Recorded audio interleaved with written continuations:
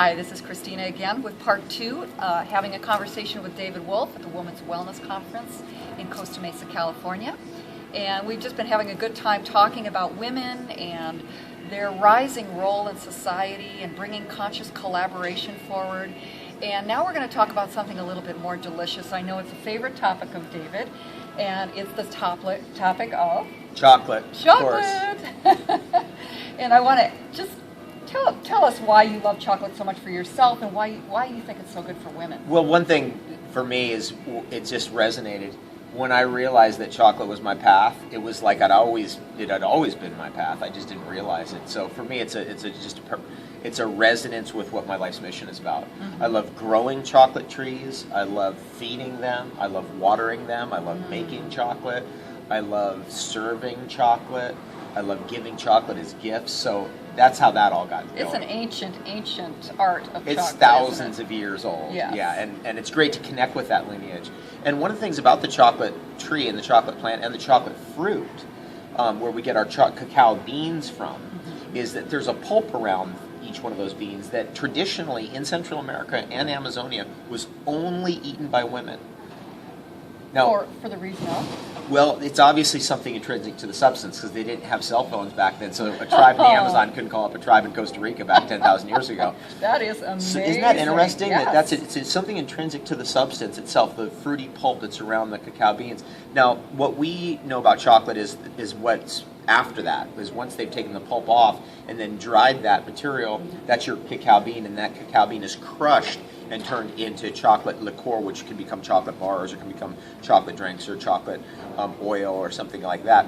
So this love affair with chocolate for women is really deep, but I think part of it has to do with not just the esoteric qualities of chocolate and what it does for your mind and your body and your spirit and your emotion, but it has to do with the chemistry of it. I think the chemistry is really interesting. Magnesium, I know, it's for sure. It's fat-soluble magnesium, and so it immediately affects what's going on hormonally. It immediately affects what's going on upstairs. It immediately is delivering a very interesting alkaline mineral. Cacao is very rich in magnesium. It's one of the highest magnesium content foods on earth. Now, I understand that there's some controversy over whether or not it really activates your PEA. Right, yeah, true? like phenethylamines.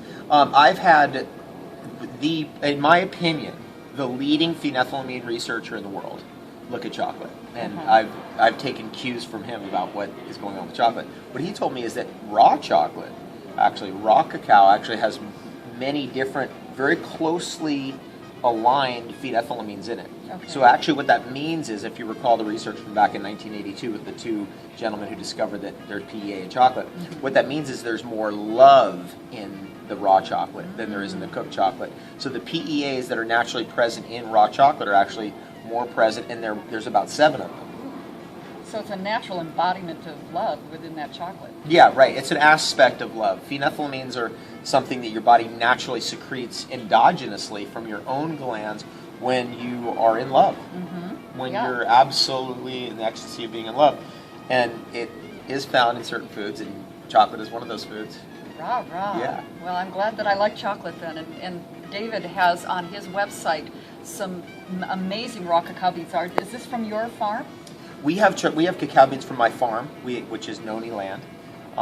We have cacao beans from Costa Rica, they're called the golden beans. And we have cacao beans from Sri Lanka.